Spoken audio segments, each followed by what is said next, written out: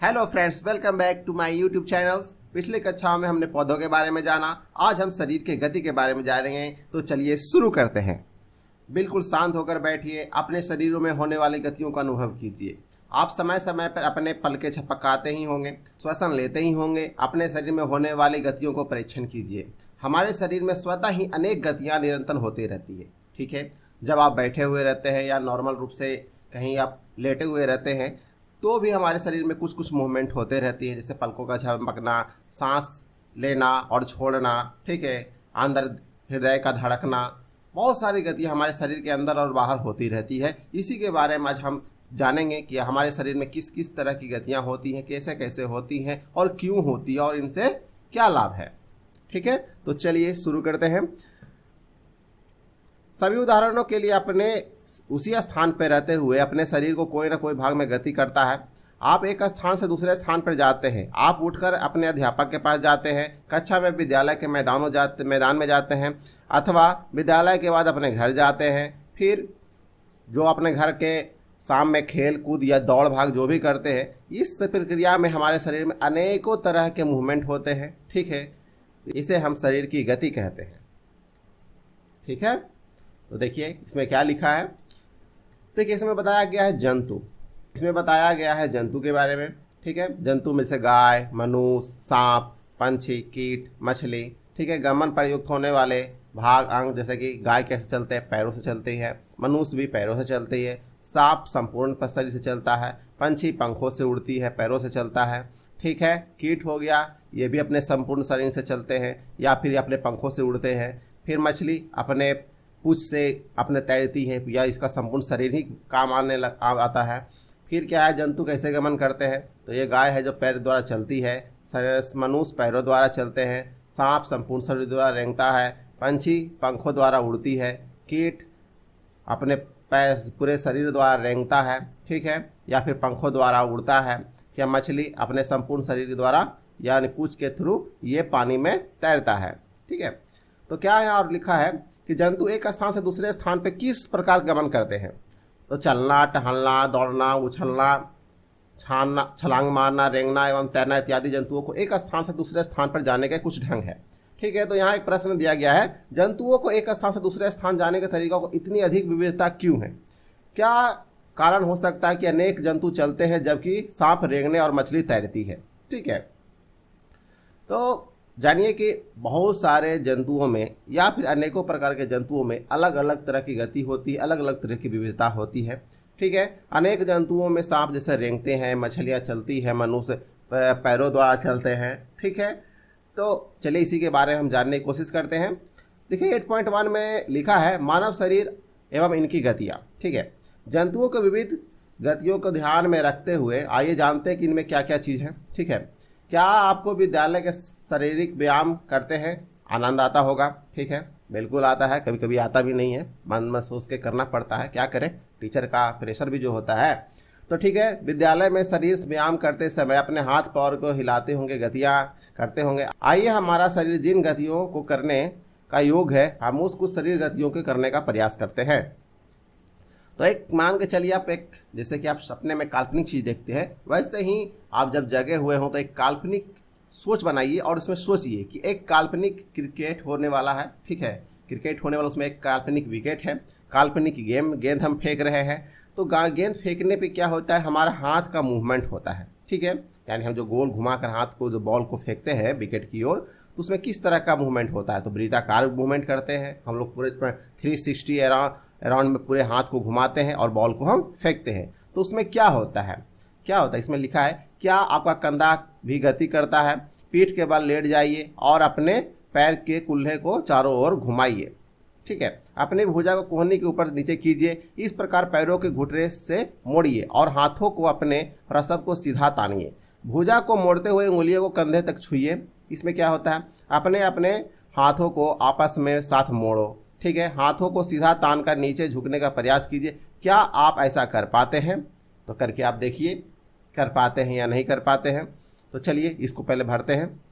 देखिए यहाँ शरीर के भाग में बताया गया है गर्दन के बारे में। ये गर्दन पूर्णतः घूम सकता है, नहीं, बिल्कुल घूम नहीं सकता है।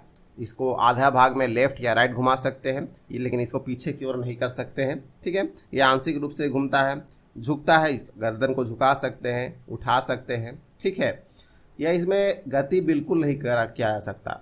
तो देखिए, अगर आप इसमें मूवमेंट कर रहे हैं गर्दन में, तो इसमें गति तो हो रही है, तो इसीलिए इसे कह सकते हैं कि हाँ, इसमें हम गति कर सकते हैं।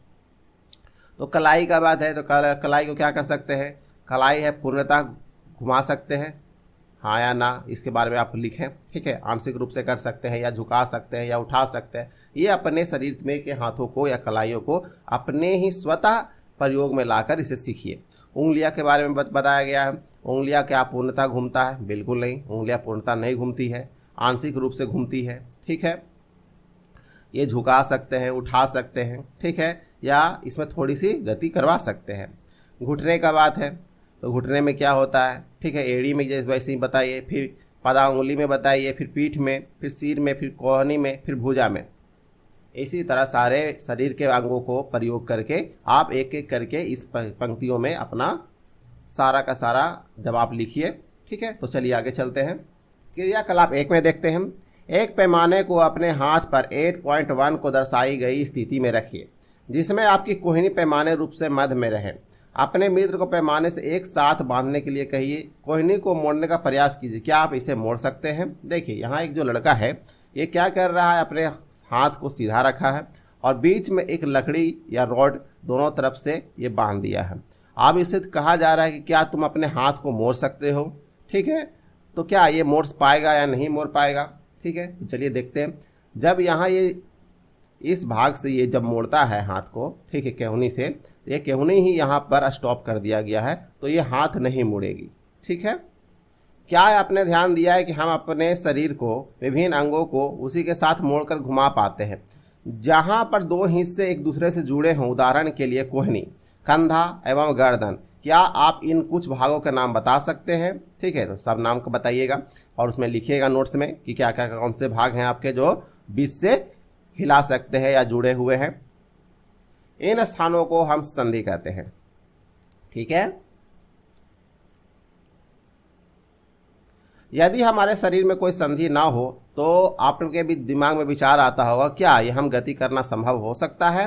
तो अपनी अंगुलियों को देखिए। ठीक है, अपने अंगुलियों द्वारा अपने सिर, चेहरे, गर्दन, कान, नाक, ठीक है, कंधे के पीछे, हाथ, पैर, उंगलियों के पदा उंगलियों को दबाइए। क्या आपको ऐसा महसूस होता है कि आपकी उंगलियों किसी कठोर वस्तु से दब रही है? ठीक है, ये कठोर संरचनाएं क्या है? तो ये कठोर संरचनाएं आपकी अस्थियां हैं, यानी कि हड्डी हैं। ठीक है, आपके शरीर में अन्य भागों की प्रक्रिया को दोहराइए। इतनी सारी अस्थियां, जब मनुष्य में इतनी सारी अस्थियां होती है तो क्या होता है? जब अस्थियों को नहीं मोड़ा जाता है तब हम अपनी कोहनी को कैसे मोड़ लेते हैं? ठीक है, क्वेश्चन आता हुआ कि अगर हड्डी नहीं मुड़ती है तो हम अपने कोहनी को या पैर को या फिर गर्दन को या फिर कमर को कैसे मोड़ लेते हैं? तो देखिए, इसमें बताया गया है कि हाथ के ऊपरी हिस्से को लेकर कलाई तक एक ही लंबी हड्डी नहीं होती। वास्तव में अनेक हड्डियां कोहनी में जुड़ी हुई होती है। इस प्रकार हमारे शरीर के प्रत्येक हिस्से में अनेक हड्डियां होती है। हम अपने शरीर के कैसे उसी स्थान पर हिला या झुका नहीं सकते जहां पर ये अस्थियां एक दूसरे से मिलती है। ठीक है, विभिन्न गतियों को एवं विभिन्न प्रकार की गतियों के लिए हमारे शरीर में अनेक प्रकार की संधियां होती है। आइए हम इनके बारे में कुछ जानने की कोशिश करें। देखिए, कंदुक खलिका संधि। ठीक है, कंदुक खलिका संधि में क्या है? क्रियाकलाप 2 में देखते हैं। कागज का एक पट्टी और एक बेलन। ठीक है, कागज की एक पट्टी को एक बेलन के रूप में मोड़िए। ठीक है, रबर अथवा प्लास्टिक की एक पुरानी गेंद को लीजिए, उसमें छेद कीजिए और उसमें मोड़े हुए कागज को बेलन को डाल दीजिए। देखिए, कुछ इस तरह से वो करना है। गेंद है, एक कागज का रॉड बनाया हुआ है, इसको डाला हुआ है और इसको क्या किया हुआ गया है? इसको गोल मूवमेंट करवाया गया है। ठीक है, मूवमेंट करते इसमें क्या दर्शाता है? इसमें दर्शाया गया है कि आप कागज के बेलन को एक गेंद को चिपका सकते हैं। ठीक है, गेंद को एक छोटी सी कटोरी में रखकर चारों ओर घुमाने का प्रयास कीजिए। ठीक है, गेंद कटोरी को स्वतंत्र रूप से घूमती है। क्या कागज को बेलन भी घुमाता है? ठीक है, क्या कागज का बेलन भी घूमता है? तो आप देखिए, कल्पना कीजिए कि कागज का बेलन आपका हाथ है, ठीक है, तथा गेंद इसका सिर है। समझ रहे हैं?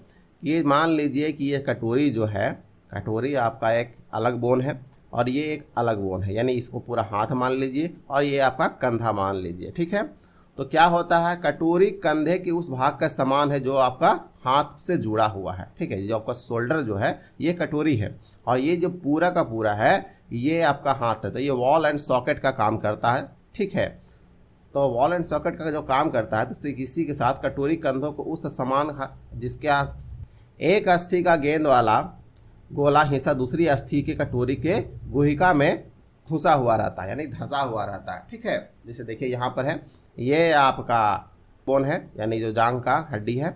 ठीक है, यहाँ पर ये आपको थाई का यानी जो जांघ का जो है ये कमर का हड्डी हुआ और ये जांघ का हड्डी है, यहाँ पर दोनों अटैच हो जाते हैं। ठीक है, प्रकार के संधियां सभी दिशाओं को गति प्रदान करती है। क्या आप इन गतियों को उपरोक्त प्रकार की संधि का कोई अन्य उदाहरण खोज सकते हैं?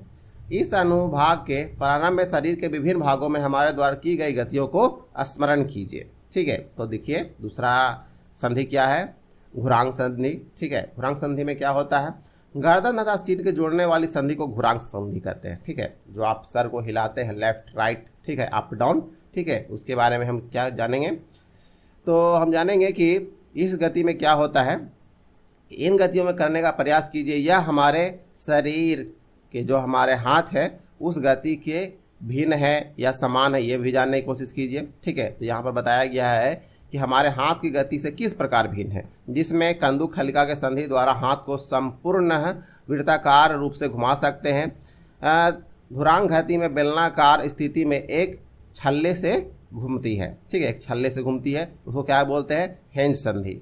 अब देखिए हिंज संधि क्या है, हिंज संधि क्या, घर के किसी भी दरवाजे को बार बार खोलिए और बंद कीजिए। ठीक है, इसमें कब्जे को ध्यानपूर्वक, जो आपको दो चौखट और गेट जो होता है, कमाड़ी होता है, उन दोनों के बीच में एक स्टील का या लोहे का जो एक पत्ता सा जो ब्लेड लगा हुआ रहता है जिसे हम लोग कब्जा बोलते हैं, उसे आप ध्यानपूर्वक देखिए। वो क्या करता है, यह दरवाजे को आगे पीछे घुमाने और खोलने में सहायता करता है। ठीक है, चलिए क्रियाकलाप 3 देखते हैं। एक मोटे कागज अथवा गत्ते का बेलन बनाइए। ठीक है, चित्र के अनुसार गत्ते का कागज को बेलन को मध्य में छेद कीजिए और छोटी सी पेंसिल लगाइए। गत्ते की एक और टुकड़ा लेकर इसे मोड़िए और आधा बेलन बना दीजिए। ठीक है, जिस प्रकार बेलन की सरलता से घुमाया जा सके। आधा बेलन पर रखा हुआ पूर्ण बेलनीय कब्जे की भांति है। ठीक है, देखिए यहाँ पर है एक कागज बना हुआ, उसमें एक पेंसिल डाला हुआ और एक कब्जा के थ्रू है। देखिए कागज पे रखा हुआ। अब इसको लेफ्ट राइट इधर उधर कर सकते हैं, 360 रोटेशन आप नहीं कर सकते हैं। ठीक है, इस प्रकार की गति करते हैं। यह गतियां द्वारा बनाए गए कंदुक खलिका संधि के गति के किस प्रकार भिन्न है। हमारा क्रियाकलाप 1 में कोहिनी को इस प्रकार की स्थिति में 8.4 में कुछ हमने बनाया था, एक हिंज से भिन्न है। ठीक है, यहाँ देखिए यहाँ पर एक है, ये है, ये एक बोन है, यहाँ एक 2 बोन है। ठीक है, इसे घुटने का बोन कहते हैं। ठीक है, ये आपकी जांघ की हड्डी हुई और ये नीचे जांघ के नीचे के पैरों की हड्डियां हैं। ठीक है, कोहिनी के हिंज में कब्जा को संधि कहते हैं। ठीक है, जिसको कहते हैं कब्जा संधि भी बोल सकते हैं, जिनमें केवल आगे और पीछे की एक ही दिशा में गति हो सकती है। ठीक है, अचल संधि, हमारे सिर के अस्थियों के बीच में कुछ संधियां उन संधियों से भिन्न होती है जिनकी संरचना हमारे अब तक की जो की है, हम लोगों ने जो जाना है जिन अस्थियों के बारे में, उनसे भिन्न है। ये अस्थियां संधियों को हिला नहीं सकती। ठीक है, ये अस्थियां संधि हिल नहीं सकती, ऐसी संधि को अचल संधि कहते हैं। वह अस्थियां जो किसी प्रकार की मूवमेंट नहीं कर सकती है उसे अचल संधि कहते हैं। ठीक है, तो आप अपने ऊपरी जबड़े को हिलाने का प्रयास कीजिए। क्या आप इसे हिला पाते हैं या गति दे पाते हैं। ऊपरी जबड़े को, कपाल को अचल संधि कहते हैं। देखिए अब जो मुंह खोलते हैं तो मुंह खोलने के बाद 2 जो होता है, यानी 2 जबड़ा मिलता है, एक ऊपर का जबड़ा, एक नीचे का जबड़ा। तो आप पाते हो कि आप जब भी बोलते हैं या खाते हैं या किसी प्रकार का मुंह में आप मुंह से काम करते हैं तो आपके नीचे वाले जबड़ा को हिलता है, लेकिन ऊपर वाला जबड़ा फिक्स रहता है, यानी नहीं हिलता है। तो जो ऊपर वाले जो जबड़े हैं जो नहीं हिलती है उसे हम अचल संधि कहते हैं। यानी सीधी सीधी बात यह है कि जो हड्डी हमारे शरीर में बिल्कुल मूवमेंट नहीं करती है, वो एक जगह फिक्स होती है, उसे हम अचल संधि कहते हैं। हमारे शरीर के विभिन्न अंगों में विभिन्न आकृतियाँ कौन प्रदान करता है। यदि आप एक गुड़िया बनाना चाहते हैं तो आप पहले क्या बनाए कीजिएगा। ठीक है, इसे आप अपने सोच से अपन बनाइए कि हम अगर कोई चीज़ बनाना चाहते हैं, गुड़िया बनाना चाहते हैं, तो हम पहले किस चीज़ का निर्माण करेंगे, ठीक है, फिर उसके बाद उसमें क्या क्या करेंगे, ठीक है, ये आप अपने नोट्स में लिखें। हम कैसे जानते हैं कि यह मानव कंकाल है? हम शरीर के विभिन्न अस्थियों को आकृति के विषय में किस प्रकार जान सकते हैं? शरीर के कुछ अंगों को मौजूद अस्थियों में उनकी संख्या तथा आकृति के बारे में हमें तब तक पता चलता है जब तक कि हम उसका अनुभव करते हैं। एक्सरे चित्र में हमें शरीर के सभी कठोर अस्थियों के आकृतियों को पता चलता है। यानी कि आपको अगर बोल दे कि आपके शरीर में हड्डियां हैं, ठीक है, जो कठोर चीज़ आपको जो छूने से अनुभव हो रहा है वो हड्डियां हैं, लेकिन आप विश्वास कैसे करेंगे? क्योंकि आपको तो दिखाई तो दे नहीं रहा है कि आपके शरीर में कैसी हड्डियां हैं, ठीक है, किस प्रकार है, किस तरह की संरचना है। तो इसके लिए हम एक्सरे का उपयोग करते हैं। एक्सरे के थ्रू हमारे शरीर में जितने कठोर प्रकार के अस्थियां हैं वो सारे के सारे हमें दिखाई दे देते हैं। यहाँ देखिए, ये चित्र में एक्सरे का दिखाया गया है, ठीक है, हाथ और घुटने का है, ठीक है, ये घुटने का ही है, हाथ का नहीं है, ठीक है, एक्सरे दिखाया गया है। तो आप इसमें देखिए और पहचानने की कोशिश कीजिए, ठीक है। तो आगे देखिए, क्या कभी आपका अथवा अपने परिवार के किसी सदस्य का एक्सरा हुआ है या कोई चोट लगी है, आपने एक्सरा करवाया है, तो आपको पता चल जाएगा कि हड्डियां किस प्रकार की होती है। उसी प्रकार अगर आप हाथ में चोट लगा है तो आप हाथ के एक्सरा करवाइए, उसमें आपके हाथ की कलाई और अंगुलियों में जितनी प्रकार की हड्डियां हैं वो सारे के सारे आपको दिखाई पड़ेंगे कुछ इस तरह से, ठीक है। चलिए क्रियाकलाप 4 में चलते हैं। गहरी सांस भरकर कुछ समय के लिए रोकिए रहिए, ठीक है। वक्ष एवं पीठ पे हल्के से दबाकर अपनी अस्थियों को अनुभव कीजिए, ठीक है। जितनी पसलियां आप गिन सकते हैं गिन लीजिए और ध्यानपूर्वक अपने वक्ष की अस्थियों की तुलना संपूर्ण अनुभव में कीजिए। यानी कि आपको अगर अपने चेस्ट यानी चेस्ट का सीने की हड्डियां को आपको गिनना है तो क्या कीजिए, एक लंबी सी सांस खींचिए। लंबी सी सांस खींचने के बाद आप क्या कीजिए कि अपने पीठ के और हड्डी आगे जो सीना है उसको हड्डियों को दबा कर देखिए और अपने पसलियों को गिनिए, ठीक है, चाहे आप जितना गिन सकते हैं, ठीक है। तो आपको अनुभव होगा कि हमारे शरीर को प्रोटेक्ट करने के लिए यानी लंग्स और हार्ट्स को यानी हृदय और फेफड़े को प्रोटेक्ट करने के लिए ये अस्थियां काम में आती है, ठीक है। देखिए, दीवार को धक्का लगाने का प्रयास करें। क्या आपको कंधों के समय में उभरी हुई हड्डियां दिखाई देती है? इन कंधे की अस्थियां कहते हैं, कंधे की अस्थियां कहते हैं, ठीक है। ये देखिए, ये कंधे की अस्थियां हैं, ये हो गया, ये हो गया, ये रिब्स है, ठीक है, ये रेडियस है, ये स्कैपुला है, ठीक है। तो इन चीज़ों के बारे में अब देखिए, आगे देखते हैं। वे वक्ष की अस्थियां एवं मेरुदंड से जुड़कर एक बक्से की संरचना करती हैं। इस संकीर्ण रूपी बक्सी को पसली या पिंजर भी बोलते हैं, यानी एक पिंजरा भी बोलते हैं, क्योंकि ये हमारे हृदय और फेफड़े की सुरक्षा में करता है। इसी के अंदर ही हमारा फेफड़ा और हृदय होता है, इसीलिए एक प्रकार का इसे पसली पिंजर भी कहते हैं। हमारे शरीर के महत्वपूर्ण अंगों को इसे सुरक्षित रखते हैं। देखिए यहाँ पर लिखा है कि हमारे महत्वपूर्ण अंगों को ये सुरक्षित रखता है। फिर क्या कहता है ये कि उंगलियों को अपने मित्र के गर्दन पर पराम के पीठ के पीछे, ठीक है, और लाइए। आप के द्वारा अनुभव की गई संरचना को ये मेरुदंड कहते हैं। देखिए, पीठ के पीछे जो आप देख रहे हो कि दोनों पसलियां जहाँ पर पीछे जुड़ती है उसके बीच में एक गड्ढानुमा संरचना होता है, उसे आप दबा कर देखिए। वो देखिएगा कि ऊपर से गर्दन से लेकर कमर के बीच, कमर के लास्ट तक ये गड्ढा आपको मिलेगा। तो इस तरह की संरचना को हम मेरुदंड बोलते हैं, ठीक है। ये कैसी बनी होती है? ये अनेक छोटी छोटी हड्डियों से बनी होती है। पसली पिंजर वक्ष क्षेत्र में इन अस्थियों से जुड़ा होता है। ये आगे सीना से जो निकल के आगे ये चेस्ट से निकल के ये पीठ के पीछे इस मेरुदंड से आकर जुड़ जाती है। यदि मेरुदंड केवल एक ही अस्थि का बना होता तो आप अपने मित्र को नीचे दिए झुका सकते थे या नहीं झुका सकते थे, ये आप सोचिए, ठीक है।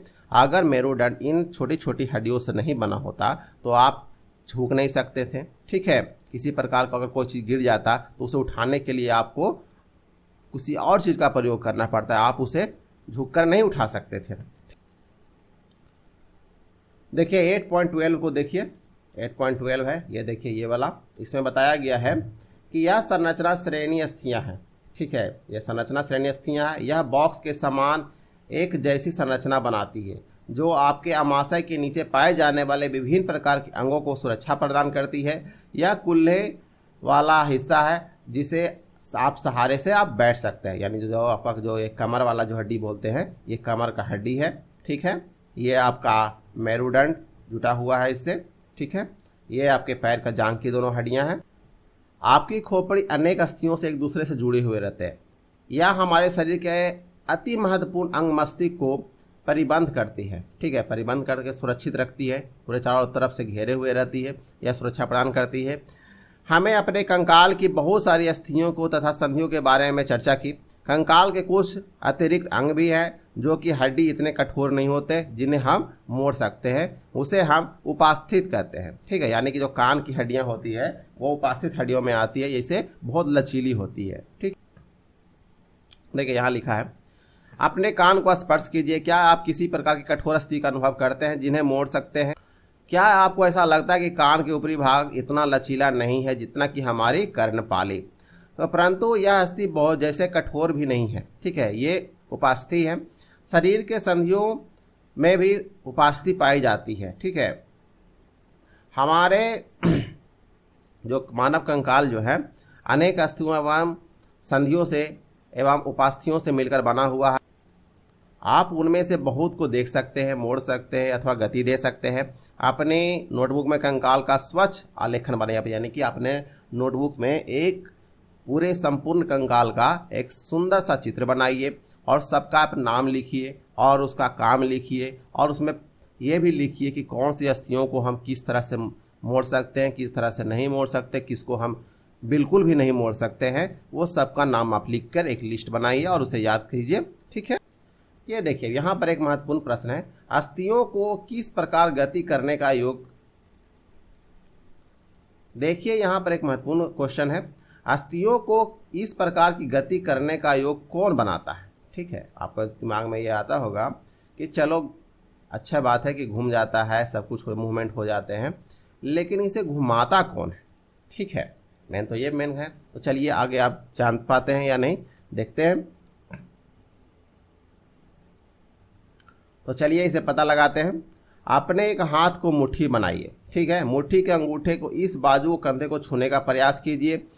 क्या आप अपनी ऊपरी भुजा को कुछ परिवर्तन महसूस करते हैं? दूसरे हाथ से छूकर देखिए, क्या आपको कोई उभार हुआ भाग दिखाई देता है? इसे हम पेशी कहते हैं, ठीक है। पेशी कहते हैं। ये जो आप कभी जो अपने जो हाथ को मोड़ते हैं तो यहाँ पर एक ऊंचा सा जो मांस का उठता है उसे हम पेशी कहते हैं। ये संकुचित होती है, ठीक है। इसकी लंबाई में कमी आती है, होने के कारण पेशियाँ उभर आती है। आप अपने हाथ को पुनः समान स्थिति में लाइए। पेशियाँ इसे क्या कहते हैं? इसे पेशियाँ क्या होता है? तो आपका सवाल है कि पेशियाँ क्या होता है। तो क्या आप अभी तक संकुचित अवस्था में हैं? चलते अथवा भागते समय आपके पैर की अस्थियों में अनेक प्रकार के संकुचन दिखाई देते हैं। संकुचन की अवस्था में पेशी छोटी, कठोर अथवा मोटी हो जाती है। यह अस्थि को खींचती है, ठीक है। पेशियां जो है आपकी हड्डियों को खींचती है, सिकोड़ती है, ठीक है। किसी अवस्था को गति प्रदान करने के लिए दो पेशियों को संयुक्त रूप से कार्य करना पड़ता है। जब दोनों पेशियों में से कोई एक सिकुड़ती है तो अस्थि उस दिशा की ओर खींचती है। युगल रूप से दूसरी पेशियों में थिथिल लंबाई को बढ़ाने और पतली हो जाती है, ठीक है, अवस्था में आ जाती है। इस स्थिति को अस्थि को विपरीत दिशा में गति करने के लिए थिथिल पेशी सिकुड़कर अस्थि को अपनी पूर्ण स्थिति में खींचती है, जबकि पहली पेशी अब थिथिल हो जाती है, ठीक है। पेशी केवल खींच सकती है अथवा धक्का नहीं दे सकती है, ठीक है। जो पेशी जो होता है ये सिर्फ खींच सकती है लेकिन धक्का ये नहीं दे सकती है, ठीक है। तो अतः एक अस्थि को गति देने के लिए दोनों पेशियों को संयुक्त रूप से कार्य करना पड़ता है। यानी कि अगर एक काम कोई कर रहा है तो वो दूसरे काम नहीं करता, या फिर दूसरा कोई काम करता है तो वो पहले वाला काम नहीं कर पाता। इसीलिए दोनों पेशियों को एक साथ किसी भी कार्य करने के लिए दोनों पेशियों को एक साथ काम करना होता है, ठीक है। देखिए अब जंतुओं के चाल में देखते हैं। तो इसमें केचुआ का पहला नंबर आ रहा है। तो क्रियाकलाप में आप देखते हैं केचुए के बारे में क्या बताया गया है। देखिए यहाँ बताया गया है कि अगर आप केचुआ को पेपर से या पेपर या किसी चिकनी जगह पर रखते हैं तो ये क्या करता है, अपने शरीर को सिकोड़ता है और ढकेलता है। ऐसा क्यों होता है, ठीक है। ये क्या हम लोग की तरह क्यों नहीं चलता? तो आपको पता चलेगा कि आप इसको मोड़ कर आप रखिए, किसी भी प्रकार इसको मोड़िएगा तो ये मुड़ जाएगा। तो इससे आपको पता चलेगा कि केंचुए के शरीर में किसी प्रकार की अस्थि यानी हड्डी नहीं होती है, जिसके कारण इसका कोई एक फिक्स संरचना नहीं होती है। ठीक है, इसमें इसको गति देने के लिए मांसपेशियां का मुख्य कार्य करती है। ठीक है, मांसपेशियां क्या करती है, इसे अपनी ओर खींचती है मांसपेशियों को और फिर इसे एक और आगे की ओर ढकेल देती है। इस प्रकार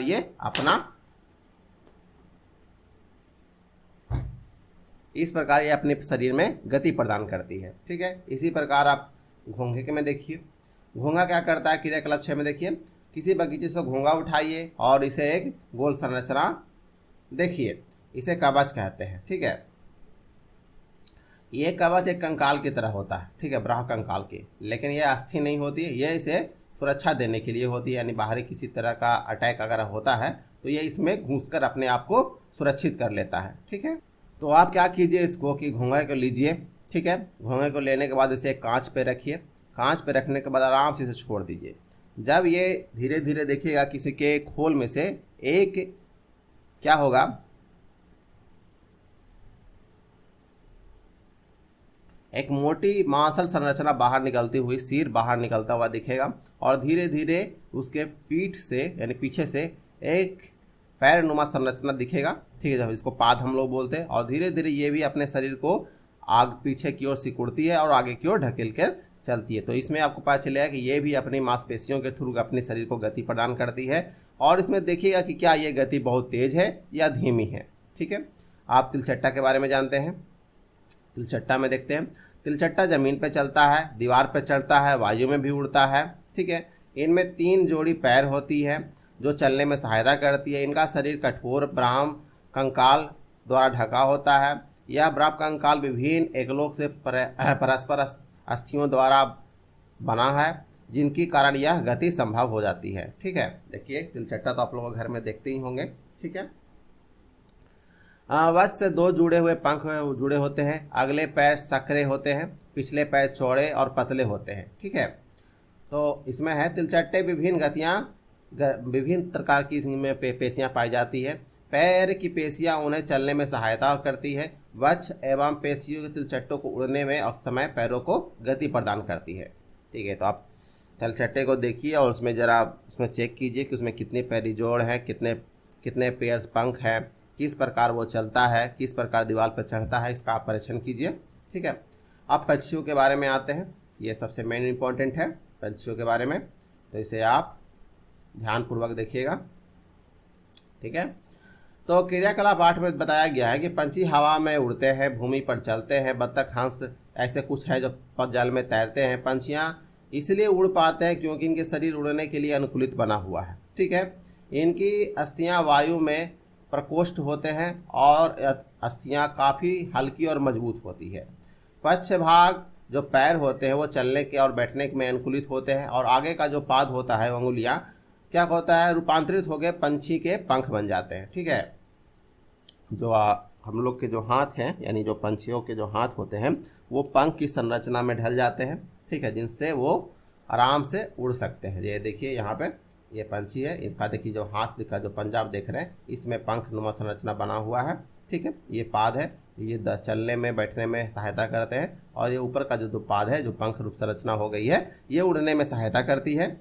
ठीक है, तो इस प्रकार आप मछली के बारे में जान लेते हैं। ठीक है, तो कागज़ का एक नाव बनाकर इसे पानी में इस प्रकार रखिए और नुकीला भाग आगे की ओर रखें और इसे धक्का दीजिए। धक्का देने से क्या होगा कि ये आगे की ओर बढ़ेगी। ठीक है, तो क्या होता है, क्या यह जल पर आगे की ओर तेजी से जाती है। अब नाव को दोनों सिरों को पकड़कर इस प्रकार धक्का दीजिए कि वह चौड़ी और जल में जाए। ठीक है, क्या इस प्रकार की नाव जल में सरलता से चली जाती है। क्या आपने ध्यान दिया कि नाव की आकृति काफ़ी सीमा तक मछली जैसी होती है। ठीक है, मछली का सिरा एवं पूंछ उनके मध्य भाग को अपेक्षा पतला और नुकीला होता है। शरीर की इस आकृति को धारा रेखीय कहते हैं। देखिए, आप जब भी मछली को देखते होंगे, ठीक है, तो आप पाते होंगे कि उसका जो सिर और पूंछ है, ये दोनों बीच का जो हिस्सा है उससे काफ़ी ज़्यादा पतला होता है। ऐसा क्यों होता है? क्योंकि जब अगर उसका आगे की ओर सर चौड़ा होगा तो पानी में उसे तैरने में काफ़ी दिक्कत होगी, ठीक है, पानी को काटने में बहुत दिक्कत होगी।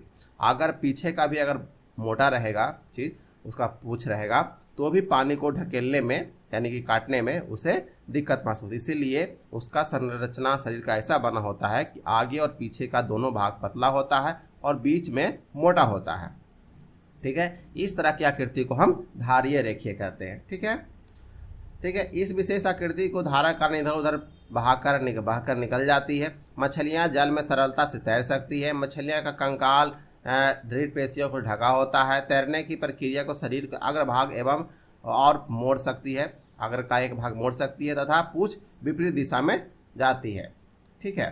देखिए यहाँ पर मछली है, देखिए कैसे अपने आप को शरीर को मोड़ रहा है, देखिए धीरे धीरे पूंछ को मोड़कर एकाएक पानी को ढकेलती है और यह धीरे धीरे आगे की ओर बढ़ जाती है, ठीक है।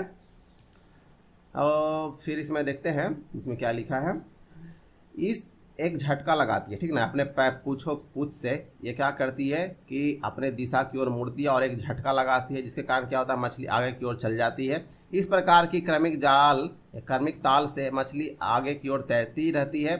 पूंछ में एक पंख लगा होता है, ठीक है, पंख का संरचना बना होता है जो कि पानी को काटने में और उसे दिशा देने में सहायता करती है। मछली के शरीर में एक और भी पंख होता है जो तैरने के समय जल को संतुलन बनाने रखने में नियंत्रण दिशा निर्धारित करने में सहायता करती है।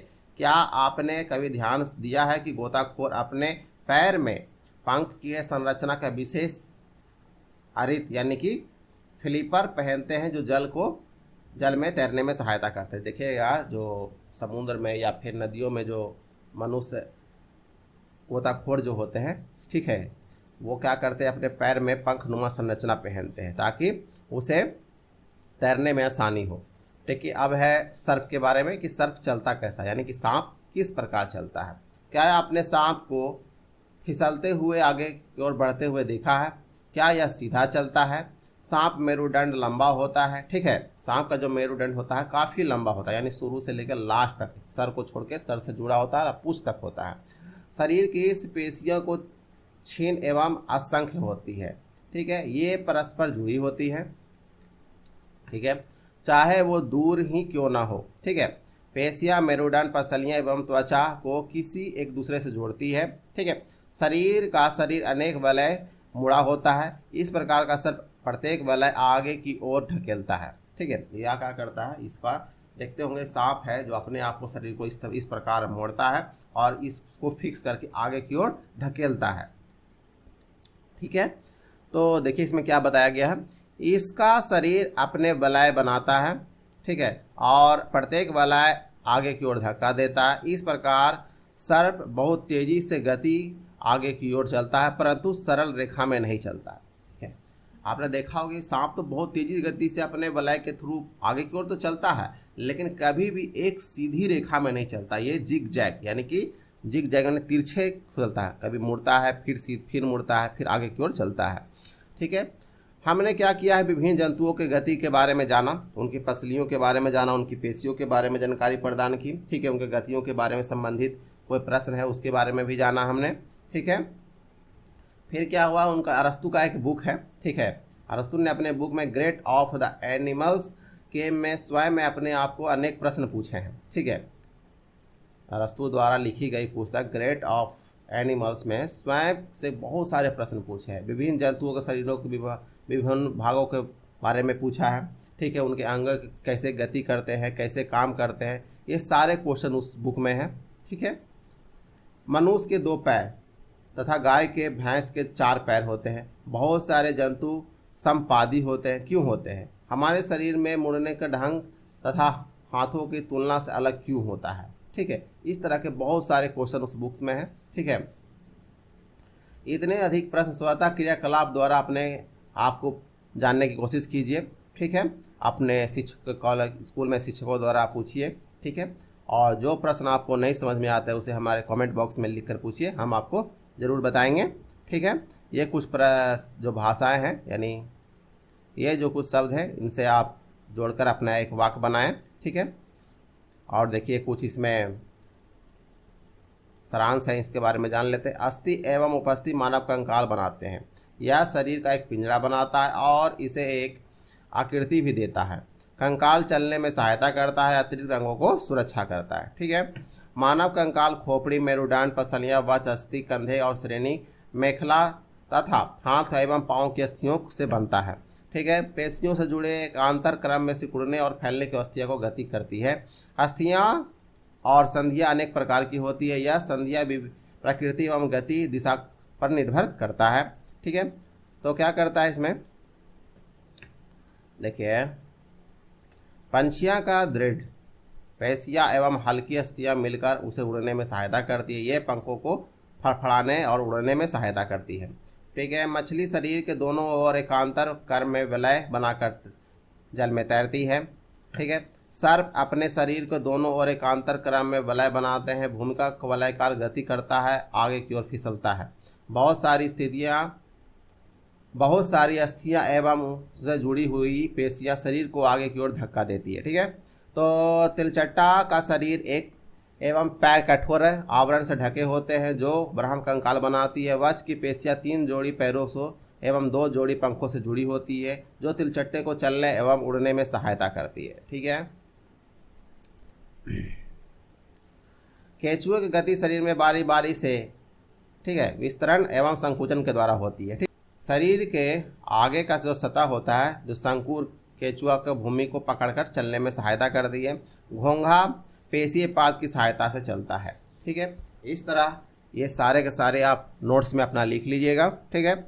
और यहाँ पर जो प्रश्न हैं इन्हें आप हल कर लें। ठीक है। तो चलिए देख लेते हैं कुछ प्रश्न। अस्थि एवं संधियों शरीर को चलने में सहायता करती है। ठीक है। अस्थि एवं उपस्थित शरीर को संरचना बनाती है। इन सारे प्रश्नों का आंसर हम आपको डिस्क्रिप्शन में दे देंगे, आप वहाँ से जाकर अपने नोट्स बुक में लिख लें। ठीक है। अगर हमारा चैनल आपको पसंद आया है और बहुत सारी जानकारियाँ आप जानना चाहते हैं तो हमारे चैनल को सब्सक्राइब करें, लाइक्स करें। और किसी तरह का प्रश्न आपको दिमाग में हो या किसी चीज़ पे आपको पॉइंट्स का नोट्स चाहिए या फिर किसी चीज़ का लेक्चर चाहिए तो आप हमारे कमेंट्स बॉक्स में लिखिए, हम आपको उस टॉपिक पर लेक्चर आपको बना कर देंगे। तब तक के लिए धन्यवाद।